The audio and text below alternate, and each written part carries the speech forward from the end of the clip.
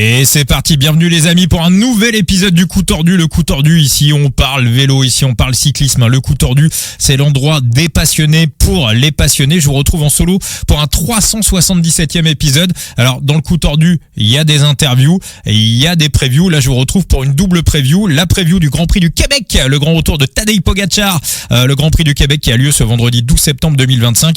Et la preview également de la 19e étape de la Vuelta qui a lieu ce vendredi 12 septembre 2025. Latib et Phoenix, vous les retrouvez à l'écrit. Thibaut, c'est preview sur le site Vélo Futé. Enzo, vous le retrouvez également sur son site The Big Gear. Vous retrouvez leur preview écrite et là, dans vos voitures, derrière vos smartphones, sur vos ordis. Voilà, je vous retrouve donc pour cette double preview où on va aller en Espagne et du côté du Canada. On attaque l'épisode sur le petit débrief du jour. On va commencer par le côté l'aspect betting. Déjà, je rappelle que dans le lien de l'épisode, j'ai mis le numéro de téléphone de Joueur Info Service et que le Coup Tordu est à votre coup avant tout un podcast de cyclisme avant d'être un podcast de betting. On incite absolument personne à jouer.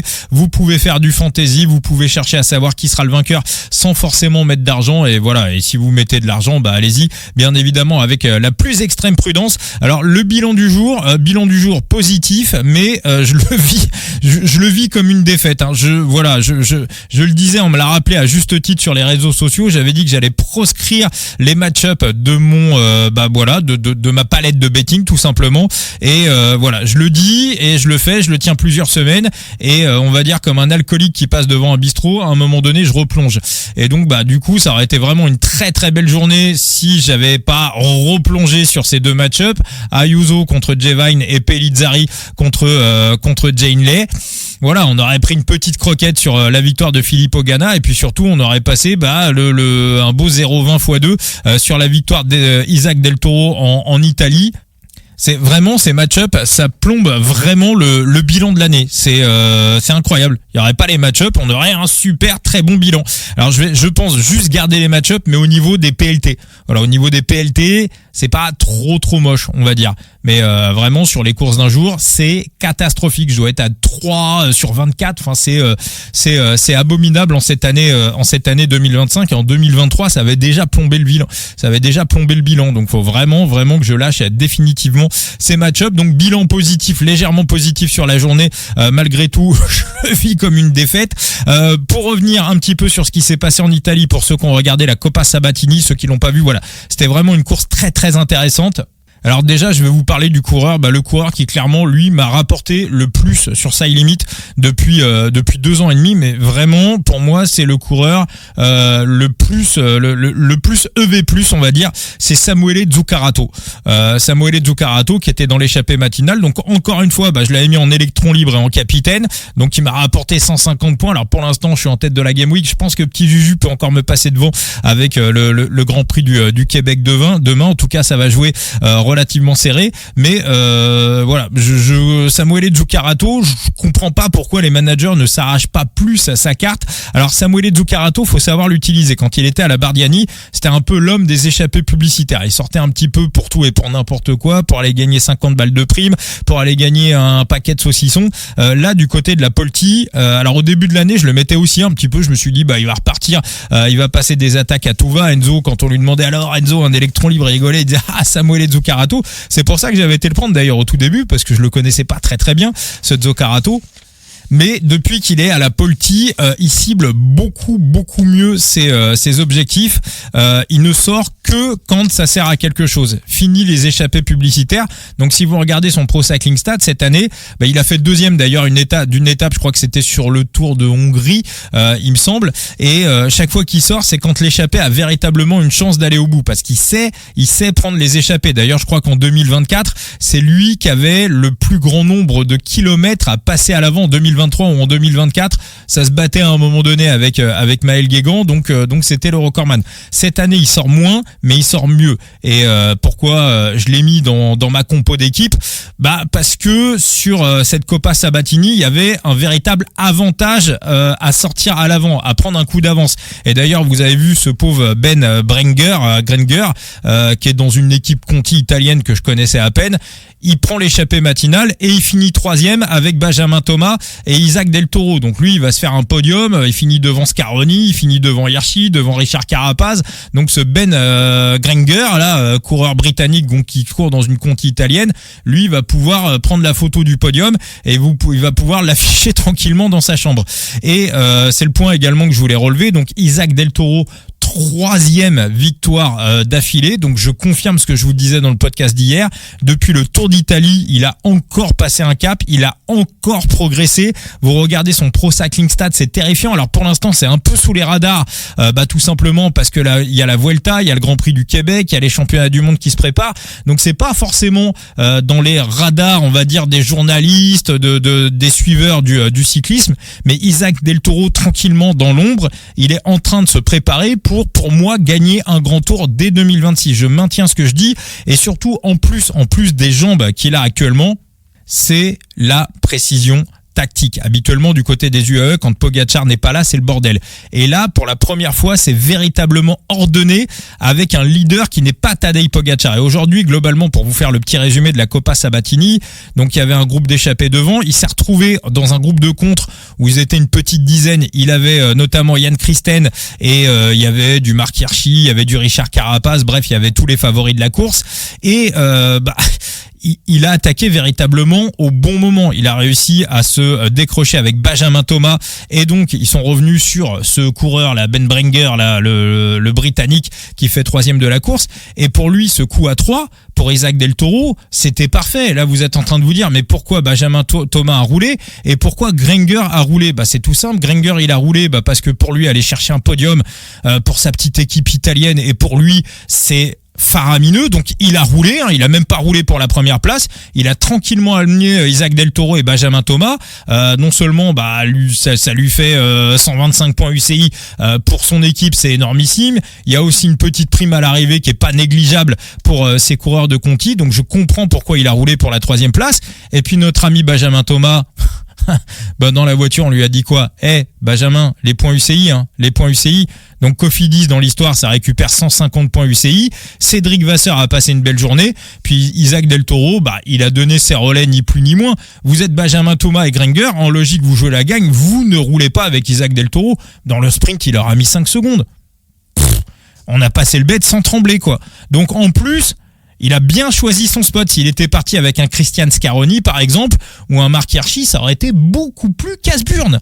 Mais voilà, donc non seulement il y a les jambes, mais en plus, il y a la tête. Il n'y a pas d'erreur tactique. Ça court juste, ça court bien, et ça gagne. Et Isaac Del Toro, il a que 21 ans. Là, il va s'arrêter dans quelques semaines. Et après, pendant l'hiver, il va encore passer un cap. Donc, je vous laisse imaginer le Isaac Del Toro qu'on va retrouver au début de l'année 2026. Ça va être monstrueux. Je le dis, je le répète. Là, pour l'instant, c'est terrifiant. Ça va devenir monstrueux. Pour ce qui est de la Vuelta, alors vraiment, moi, pour mon PLT de Joao Almeida, j'ai quand même des regrets que l'étape ait été raccourcie. Si on avait eu une étape de 27 km, je pense que Jonas Vingegaard, il aurait pris un petit peu plus cher. Moi, je suis quand même complètement halluciné des propos de l'interview de Jay Vine à l'arrivée, qui est battu pour 90 centièmes, et qui dit, j'ai peut-être encore un coup à jouer samedi. Mais qu'est-ce que tu racontes, gros? Il y a un patron ou pas chez les UAE? Machin, la Gianetti, là, vous êtes où? Vous êtes à Tahiti? Vous êtes en train de vous faire pomper? Vous êtes en vacances? Vous avez un mec dans votre équipe qui a 40 secondes de gagner la Vuelta. En plus, si Jonas, c'est pas très très bien. La réalité, c'est que c'est 30 secondes. Parce que samedi, si Almeida l'emporte et que Vingegaard est pas top 3, il y a 10 secondes de bonification. Donc 10 secondes de bonification plus 30 secondes, vous êtes à 30 secondes de gagner la Vuelta. Et l'équipe n'est pas en ordre de bataille. Et vous avez un mec dans votre équipe, parce que tout le monde critique Juan Ayuso, mais Jay Vine, je sais pas s'il vit la même Vuelta que nous. Alors après son effort, pourtant il était un peu reposé, je pense qu'il avait un peu de lucidité. Écoutez, on va voir samedi. Et j'ai pas l'impression qu'il bluffait. J'ai pas l'impression qu'il est en train de brouiller les cartes. Donc moi, je suis pas boss des UAE, si vous voulez. Mais si j'étais Machin ou Gianetti, je choperais le mec, je dirais gros, tu gagnais 80 000 balles par mois quand t'étais chez Alpecin, on a multiplié ton salaire par 10, donc t'es mignon, t'as un contrat de travail, et ton contrat de travail c'est d'essayer de nous faire gagner la Vuelta. T'as déjà un maillot des grimpeurs, t'as déjà été croquer tes étapes, donc maintenant t'es mignon, mais il y a un objectif, c'est de remporter la Vuelta. Donc au niveau de la communication, je trouve ça pas dingue. Si c'est un coup de bluff, à mon avis, du côté des Visma, on n'y croit pas un quart de seconde. Moi, j'ai vraiment halluciné. Jay Vine, en plus, qui est un coureur que j'aime vraiment beaucoup, j'ai vraiment halluciné sur ses propos. Allez, on va basculer sur la 19e étape de la Vuelta avant d'attaquer le Grand Prix du Québec. Alors, il y a toujours une interrogation sur ce genre d'étape. Souvent, quand on est une étape de plat, la fameuse 19e étape d'un grand tour, très souvent, on se retrouve avec une étape, on va dire, un peu mal plate, qui peut à la fois sourire à des sprinteurs et qui peut également sourire à des baroudeurs. Très souvent, d'ailleurs, où on a un match, on voit les équipiers qui sont fatigués, on a un groupe qui part à l'avant et qui réussit à résister au peloton. Ou alors on a un gros groupe d'entrée qui part avec 18-20 coureurs, une sorte d'échappée un petit peu politique où toutes les équipes sont un petit peu représentées et derrière au niveau du peloton on musarde tranquillement, on fume la pipe derrière et on attend que ça se passe. Ça arrive très souvent, sur la 19e étape d'un grand tour, d'autant plus que dernier grand tour de la saison, les coureurs commencent à en avoir plein les bottes. Alors pour savoir un petit peu ce qui va se passer, faut regarder un petit peu ce qui va se passer équipe par équipe. Donc du côté des Emirati, je pense qu'on va rester tranquillement dans le peloton. Du côté de la Visma, c'est un peu la même. Du côté de la Movistar, on n'est plus que 5. Est-ce qu'on a plus de chances de gagner l'étape, sachant que le sprint, quand même, c'est une arrivée en faux plat montant. On a un dernier kilomètre à 3,5% de moyenne. Donc c'est plutôt, on va dire, quelque chose qui correspond, on va dire, plus à un sprinter puncher. Donc du côté de la Movistar, on n'est plus que 5. Donc on a clairement beaucoup plus de chances de la jouer au sprint avec Luis Saolar que de la jouer en échappée avec les quelques Movistar qui restent. Du côté de la Lidl Trek, alors c'est une question du côté de la Lidl Trek, mais on a vu que Pedersen était quand même assez fatigué. Il a failli avoir une craquante sur l'étape de ce mercredi. Donc Pedersen, je pense quand même qu'on a plus de chances de gagner en le faisant sprinter plutôt qu'en le faisant attaquer dans tous les sens, en lui refaisant faire des efforts de malade. Donc du côté de la Lidl Trek, en plus on est encore au complet, donc je pense que l'objectif doit être très clair, jouer un sprint pour Mats Pedersen. La Red Bull peut éventuellement la jouer en échappée avec notamment Nico Denz, un nom qui revient très souvent. À la Soudal, on n'est plus que 5. Honnêtement, je vois pas quel est le mec qui peut aller gagner l'étape à la Soudal en échappée ou au sprint. On va peut-être tenter l'échappée, mais moi à leur place, je prendrais éventuellement un petit peu de repos pour essayer de jouer quelque chose sur l'étape de samedi avec Landa, avec le Serre Junior ou avec Louis Vervac qui peuvent éventuellement des spots en échappée. Enfin voilà, moi je ferai all-in sur l'étape de samedi. Alpecin, ils sont plus que 6, mais clairement il faut aller jouer un sprint pour Jasper Philipsen. Les Ineos, c'est clairement un sprint pour Ben Turner, sinon Ben Turner je vois pas ce qu'il fout là. Les IF, pour moi pareil, sprint pour Mads Mikkels, il n'y a pas de question là-dessus. Une équipe qui peut avoir l'idée de tenter le coup en échappée, c'est les Décathlon AG2R. Là clairement on a une équipe pour les échapper. Q36.5, c'est en ordre de bataille pour aller chercher un podium pour Tom Pidcock. Les Bahreïn, oui, on se retrouve avec une équipe qui peut peut-être tenter l'échappée. Les XDS Astana, pareil, on peut aussi tenter l'échappée. La Groupama, pareil. Bon, je pense quand même que David Gaudu va pas forcément frotter pour l'échappée. Donc la Groupama plutôt échappée. La Cara Rural, on peut jouer un peu sur les deux tableaux.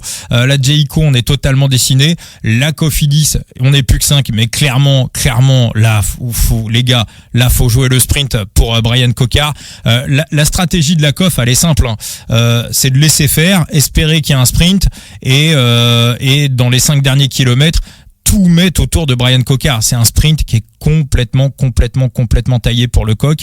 Les Arkea, oui, les Arkea, il y a Biermans, les Arkea, non, les Arkea c'est sprint pour Jente Biermans, les Intermarchés c'est sprint pour Arne Marit, les Picnic, on peut peut-être passer à l'attaque. Enfin bref, vous l'avez compris, du côté des lotos, on peut aussi un peu attaquer, et du côté d'Israël, c'est sprint pour Ethan Vernon. Donc vous l'avez compris, on a quand même beaucoup d'équipes pour contrôler l'échappée et pour jouer un sprint. En plus, il n'y a pas eu beaucoup à manger pour les sprinters sur cette Vuelta, donc vraiment, je suis assez serein sur le fait qu'on va avoir un sprint. Autre argument pour un sprint, c'est que les coureurs jusqu'au sprint du 103e kilomètre, c'est vent de face. C'est pas un gros vent, mais c'est vent de face, c'est vent 3/4 face. Donc pour constituer une échappée, ça va être assez compliqué, ça va être assez facile à maîtriser pour les équipes. Après ce sprint intermédiaire, on va plutôt reprendre un vent 3/4 d'eau avant de reprendre un vent de face pour le sprint final. Donc je pense plutôt qu'on va avoir un sprint. Alors maintenant, qu'est-ce qui me plaît pour ce sprint? Alors Jasper Philipsen est favori des books.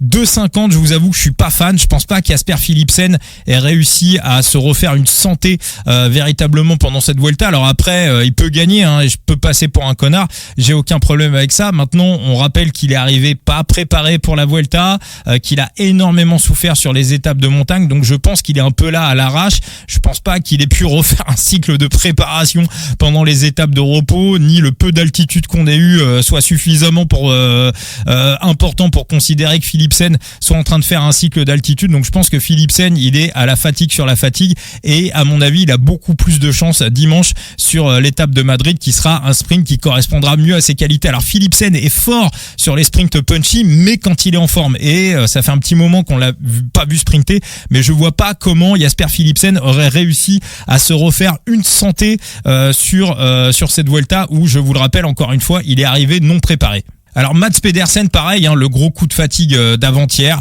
Moi je le mets pas, il est deuxième favori des books. Moi je le mets pas favori de cette étape. Moi je vous le dis, celui qui me plaît vraiment beaucoup sur cette étape, c'est surtout une doublette. C'est la doublette Jack Stewart, Ethan Vernon. Donc Jack Stewart comme poisson pilote, vous l'avez compris, et Ethan Vernon pour faire le travail. En plus, on a Pierre-André Côté aussi qui peut les placer. Pierre-André Côté, c'est un coureur qui a vraiment un bon petit punch. Donc pour moi, mon favori sur cette étape, c'est Ethan Vernon. Voilà. On a du 11 à peu près. Donc un petit pour Ethan Vernon, un petit franchement, moi j'aurais plutôt été sur du 5 ou sur du 6. Ethan Vernon, on va partir sur du 0,07% de bankroll. C'est vraiment un sprint qui est taillé pour lui. Ethan Vernon, c'est sprint en faux plat montant. Ça correspond à sa fréquence de pédalage.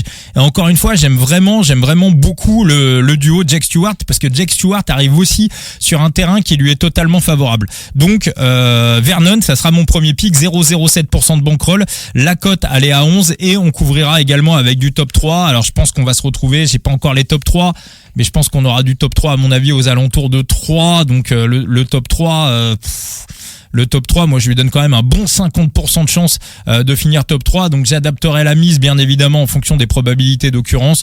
Je vous mettrai ça demain matin sur les réseaux sociaux. Mais Ethan Vernon, je lui donne même un bon 55% de chance de terminer dans le top 3 de l'étape, voire limite un 60%. Donc voilà, j'ajusterai la mise, mais je pense qu'il y aura aussi une bonne petite praline sur le top 3. Donc pour moi, il y a une vraie value sur la victoire d'Ethan Vernon et sur également son top 3. Le deuxième pick que je vais prendre sur le book rêve, je l'ai vu aux alentours de 41. Je pense que Coquard peut la gagner, celle-ci. Je pense vraiment qu'il peut la gagner. Alors vous allez me dire, oui, mais il a pas de train, l'équipe est décimée. Mais le Coq, c'est un mec qui sait se démerder tout seul. C'est un petit peu comme ça qu'il a couru toute sa carrière, à se faufiler, à se glisser entre les mecs. C'est un sprint, pour moi, où il y a marqué Brian Coquard. En plus, le deuxième truc, c'est que Brian Coquard vient d'être signé pour 2 ans à la Cofidis.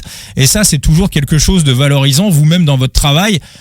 Si votre boss vous augmente, ou vous êtes en CDD, il vous signe en CDI, ou qu'on vous envoie un signal fort de confiance, le lendemain, vous êtes plutôt content de venir travailler. Vous dites, bon, voilà, on me fait confiance. Donc, généralement, le sport, c'est aussi beaucoup le mental. Le sport, c'est le travail. Coquard, c'est son travail. Donc, je pense que c'est aussi quelque chose qui va le mettre, je pense, dans une bonne dynamique. Donc, il y a de la victoire à 41. Il y aura 0,02% de bankroll, pour les novices, ça fait 2 euros sur une bankroll à 10 000 euros, 1 euro sur une bankroll à 5 000 euros, 50 centimes sur une bankroll à 2500 euros, et il y aura aussi du top 10 sur Brian Coquard. Donc pareil, je vais aussi adapter la mise en fonction des cotations, mais sur un sprint comme ça, Brian Cocard, je lui donne un bon 20% de chance de faire podium, 20-25% très clairement. Donc je pense que on aura plutôt du top 10 aux alentours de 7-8. Donc vous voyez, il y aura aussi une belle value sur le top 3 du coq. Donc je résume mes 2 picks pour cette étape de la Vuelta. Non, je vais pas prendre de match-up. Alors, si vous attendez les match-up, faudra aller voir un autre podcast. Donc ça sera la victoire et le top 3 de Ethan Vernon et la victoire et le top 3 de Brian Cocard. On bascule sur le Québec, le course World Tour, donc Grand Prix cycliste du Québec, qui a été remporté l'année dernière par Bling Bling Matthews. On vous rappelle que Tadej Pogačar, chaque année il essaye, chaque année il se casse les dents, il se barre, il est toujours repris dans le final. On avait eu un petit peu une espèce de guéguerre entre Arnaud Delis. On a l'impression qu'Arnaud Delis avait été, on va dire, plus content de réussir à suivre Tadej Pogačar dans le talus plutôt que gagner la course. C'était un petit peu rigolo. Alors non, ce qui est vraiment important, c'est le changement de parcours par rapport à l'année dernière. On change de parcours, donc déjà on prend 150 mètres quasiment de dénivelé positif en plus par rapport à l'année dernière, et vous pourrez voir notamment Thibaut qui vous le mettra sur la preview de Vélo Futé et Enzo aussi sur son site The Big Gear, c'est que par rapport à l'année dernière, donc on avait une sorte d'ascension, ensuite on retombait, ce qui permettait un petit peu aux sprinters et aux punchers de reprendre de l'élan avant d'aller attaquer la côte finale, et c'est comme ça que Poggi à chaque fois se faisait reprendre. Là pour cette année 2025, c'est un petit peu évolué, c'est un petit peu bougé même, et pour moi ça n'a plus grand chose à voir. C'est que là donc on reprend donc la fameuse côte de la montagne située dans le final, et on a un passage à 12% qui fait à peu près 200 mètres, et ensuite on redescend pas. Alors le vent est quasiment insignifiant. Au niveau de la météo, il y aura quasiment pas de vent. Et ensuite, on reste un peu, on passe la côte, mais après il y a pas de descente, on souffle pas, il y a pas de récupération. Donc on continue en fait sur un faux plat montant jusqu'à l'arrivée. Et ça, je me dis quand même, si on avait voulu faire un petit peu gagner Tadej Pogačar, on s'y serait pas pris autrement. Alors s'il y avait un Mathieu Van Der Poel qui était dans l'histoire, je vous dirais attention, il y a quand même danger pour Tadej. Mais le truc, c'est que une fois que Tadej va avoir poussé, alors il y a la compo des UAE, évidemment elle est monstrueuse, Pogačar, McNulty, Narvaez, Nils Politt, Pavel Sivakov, Tim Wellens et Adam Yates. Ils vont de toute façon bourriner et imprimer un tempo assez loin de l'arrivée pour véritablement fatiguer le plus possible les sprinter punchers. Mais une fois que Tadej va avoir réussi à décoller un petit peu tout le monde, ou qu'on va se retrouver à 2 ou 3 avec Pogačar, évidemment les mecs qui sont en capacité, et je sais pas s'ils sont beaucoup en capacité de réussir à suivre Tadej Pogačar dans le talus, ils vont rouler avec lui jusqu'à l'arrivée. Voilà, ils vont rouler avec lui jusqu'à l'arrivée. Je pense pas qu'on suce la rue de Tadej. Si c'est un Wout van Aert qui arrive, je pense que Wout pense qu'il peut battre Tadej Pogačar au sprint. Si c'est Delis, il va y aller. Si c'est un Lapera, si c'est un Godon, n'importe quel profil de coureur, même un Oscar Only, il va y aller, même un Girmay. Donc vous pouvez prendre n'importe qui dans tous les sens, un Corbin Strong, ça va rouler avec Tadej Pogačar, parce que on a un sprint qui est plutôt plat. Donc Tadej Pogačar, faux plat montant, mais Tadej Pogačar, il fait très peur sur un sprint en bosse, mais sur un sprint plat, il est prenable. Et surtout, moi, à mon avis, au niveau de la tactique des UAE, si Poggi réussit à prendre quelques mètres d'avance tout seul ou avec un groupe, qu'est-ce qui se passe derrière? On peut complètement laisser Jonathan Narvaez dans le groupe derrière, et ensuite, comment ça va se reconstituer, comment ça va se réorganiser? Ça va être compliqué parce qu'on ne redescend pas derrière. Donc je vois pas comment, si vous voulez, on va attendre des équipiers et comment on va réussir à derrière reconstituer un groupe pour ensuite revenir sur Tadej Pogačar, qui n'aura plus qu'un petit kilomètre pour aller la mettre au fond. Donc Poggi, moi je lui donne sur cette histoire-là, je lui donne quand même un bon 60% de chance de l'emporter, vraiment. Donc la cote à 2,10, ça veut dire que pour moi elle est value encore une fois. Donc 0,30% de bankroll sur la victoire de Tadej Pogačar. Alors après c'est vrai qu'on l'a quitté un petit peu pas en bad run, mais en un peu en burn-out sur le Tour de France. Alors pour savoir un petit peu quel est le niveau de forme de Tadej Pogačar, en tout cas le niveau mental, faut aller sur les réseaux sociaux, regardez sur le Tour de France, la dernière semaine il ne publiait plus rien. Voilà, il y avait plus rien, il y avait quasiment plus aucune communication. Bon là, on le voit, il fait le con, il se fout dans l'herbe avec Jonathan Narvaez. Donc un Poggi qui fait le con sur les réseaux sociaux, c'est un Poggi qui va bien. Donc c'est un Poggi qui est plutôt en forme. Donc Tadej Pogačar, donc la victoire à 0,30% de bankroll, la cote à 2,10. Alors après cette histoire, pour moi, c'est pas non plus un penalty pour Tadej Pogačar. Alors ensuite dans les favoris, on trouve Arnaud Delis qui est deuxième favori à 4,50. Alors peut-être que je me trompe encore une fois, hein, moi je vous dis ce que je prends, après vous écoutez mes arguments, vous prenez pas. Moi le problème que j'ai avec Arnaud Delis, alors déjà il revient en super forme, il a gagné la Bretagne Classique. Arnaud Delis, j'ai un peu l'impression que c'est son sprint vraiment sur le plat qui s'est véritablement amélioré. Par contre sur la giclette, sur les bosses, on l'a déjà senti meilleur dans sa carrière. Voilà, pour moi il a jamais été aussi fort sur les sprints plats. Et pour la giclette, voilà, après peut-être que je vais me tromper, peut-être que c'est le seul mec qui va réussir à suivre Tadej Pogačar, mais si on prend par exemple sa victoire sur le Renault Tour, il est complètement lâché dans les ascensions par Mathieu Van Der Poel et il réussit à revenir par la suite parce que dans le groupe de Mathieu Van Der Poel, ça se regarde un petit peu. Alors est-ce qu'il était en gestion ? Moi je pense que s'il avait la capacité de suivre Van Der Poel et de le marquer un petit peu sur l'étape de Louvain, je pense qu'il l'aurait fait. Donc c'est un petit peu ce qu'on a vu d'Arnaud Delis, sa victoire sur la Bretagne Classique. Il règle un sprint de beaucoup de coureurs, mais le groupe avec Madouas, avec un vent un petit peu plus favorable, aurait pu faire la blague. Donc voilà, il y a eu beaucoup de vent de face, ça s'est ramassé dans le final. Et encore une fois, sprint plat, Arnaud Delis n'a jamais été aussi fort. Donc il peut prendre un petit tir dans l'ascension et derrière, qui le remet dans le jeu, est-ce qu'il aura suffisamment d'équipiers pour ensuite travailler et pour revenir sur Tadej Pogačar, sachant qu'encore une fois, après cette ascension, après la côte de la montagne, on va continuer à monter, on n'aura pas de descente derrière, donc on va pas récupérer en fait. Donc Arnaud Delis, j'ai un peu tendance à l'exclure du jeu. Pour moi, les deux adversaires véritablement de Tadej Pogačar sur cette histoire. Alors il y a plein de noms intéressants évidemment, hein. Il y a des mecs comme Only, comme Alaphilippe, on les a vus, ils sortent du Tour d'Angleterre, ils sont en forme, il y a aucun souci. Moi, ce que j'aime bien encore une fois, c'est la doublette Israël, la doublette Corbin Strong, Riley Sheehan. Pour moi, Corbin Strong, ça m'intéresse beaucoup. On l'a vu notamment sur un talus qui était beaucoup plus compliqué, c'était sur l'Arctic Race of Norway, réussir à suivre de manière totalement hallucinante Tom Pidcock. Donc sur le jump, Corbin Strong, il était déjà très fort. Pour moi, c'est plus un puncher-sprinter qu'un sprinter-puncher. À la différence d'Arnaud Delis, qui était aussi un puncher-sprinter et qui est, j'ai l'impression en ce moment, plus sur des qualités de sprinter-puncher. Donc moi, je cherche des puncher-sprinters pour accompagner Tadej Pogačar. Des mecs qui peuvent vraiment lui faire mal à la gueule. Donc Corbin Strong, ça me plaît beaucoup. La cote à 20. On va prendre 0,04% de bankroll. Un mec comme Riley Sheehan, par exemple, est aussi un bon puncher-sprinter. Donc ça peut faire du taf pour Corbin Strong. Véritablement, on a Joe Blackmore aussi qui est dans l'histoire, qui peut aussi bien passer cette histoire-là. Donc Corbin Strong, je le couvrirai pas en top 3. Voilà, je prendrai vraiment que du winner take all sur ce Grand Prix de Québec. Donc j'accompagne Pogačar avec Corbin Strong, la cote à 20, 0,04% de bankroll. Et l'autre coureur qui me plaît énormément, s'il y a une équipe, s'il y a une team sur le papier, alors il y a d'autres noms qui me plaisaient, hein. Axel Laurence, je pense que c'est du top 10. Les Décathlon AG2R, ils vont en mettre un dans le top 10. Ça sera soit la Pera, soit Godon. Moi, je serais plus, les bookmakers sont plus sur la Pera, moi je suis plus sur Godon, hein, sur ce Grand Prix du Québec. Sur la course de dimanche, je serais plus sur la Pera, mais là je suis plus sur Godon.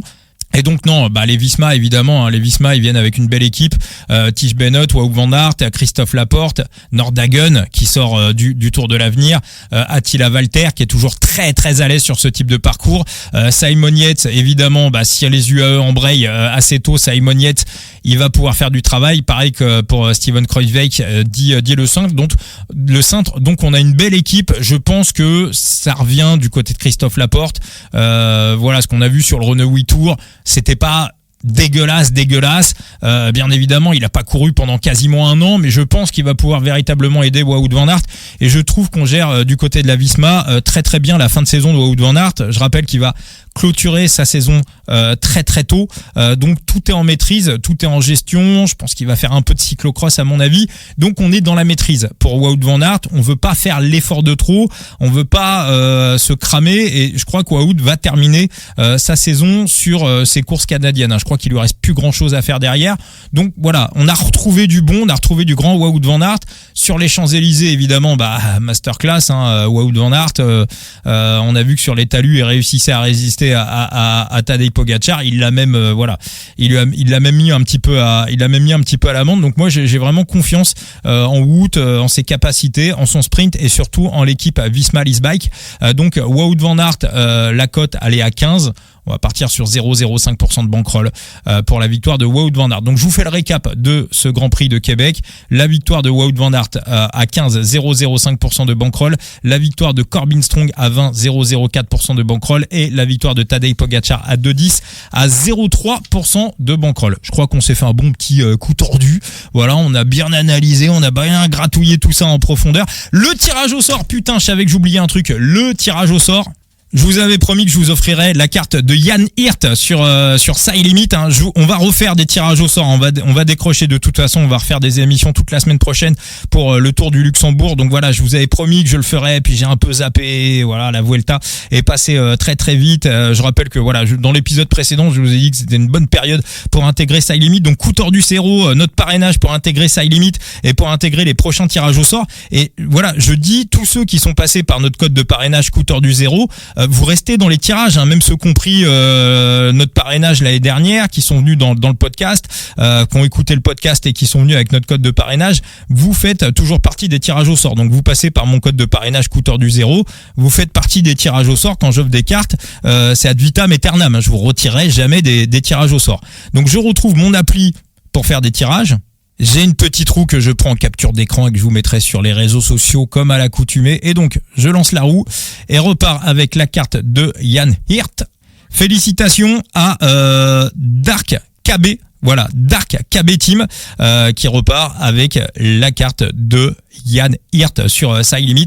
On fera des tirages au sort très très vite. Allez, je redis. Si je prends 5 abonnés, voilà, si je prends 5 abonnés d'ici à demain en passant par le parrainage coup tordu 0 avec le chiffre 0, vous êtes 186 pour l'instant à être passé par notre code de parrainage pour intégrer Side Limit. Donc si vous êtes 5 de plus, voilà, 5 de plus, d'ici à l'épisode de demain, je referai un tirage au sort et je remettrai une carte en jeu sur Side Limit. Donc coup tordu 0 avec le chiffre 0 pour intégrer Side Limit. On se retrouve demain pour un nouvel épisode. Ciao les amis, et je vous rappelle qu'on est présent sur tous les réseaux sociaux, YouTube, Facebook, Twitter, Instagram. Donc n'hésitez pas à vous abonner. Allez, ciao les potos.